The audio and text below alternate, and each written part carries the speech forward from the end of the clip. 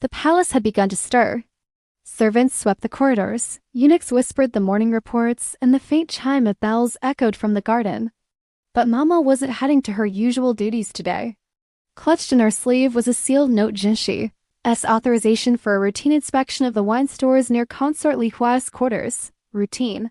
That word made her almost smile. Nothing in this palace was ever routine. When she arrived, Shirin greeted her again too pleasantly. "Lady Mao Mao, how diligent you are. To inspect so early, surely there's no issue." Namo gave a light bow. "It's simply protocol. His Excellency requested random inspections of all stores after last night's mishap." Shirin's smile faltered for a heartbeat before she stepped aside. "Of course. Please, this way." The room they entered was filled with faint scents rice wine, wood polish, and something else, floral, almost intoxicating. Nama's eyes narrowed as she approached one of the lacquered cabinets. "This one hasn't been opened recently," Shirin said, perhaps a bit too quickly. "Oh?" Namo replied softly, running her finger along the edge. It came away dustless. "Strange. The seal's unbroken, but the air inside still smells fresh." She unlatched the cabinet and a rush of fragrance filled the air. Bottles of wine stood neatly arranged. Yet at the very back, behind the jars, was a small lacquer box adorned with magnolia carvings. "Is that standard palace stock?" Namo asked, voice casual.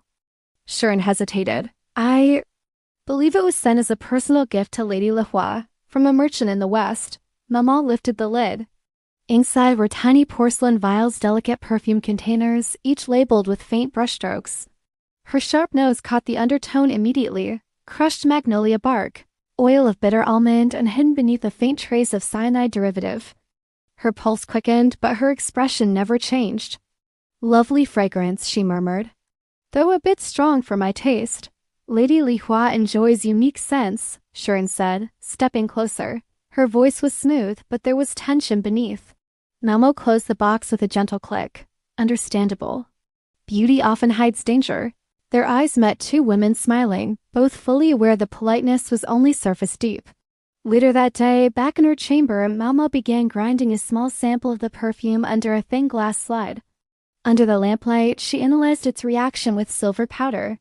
The faintest coloration confirmed her suspicion it wasn't just perfume.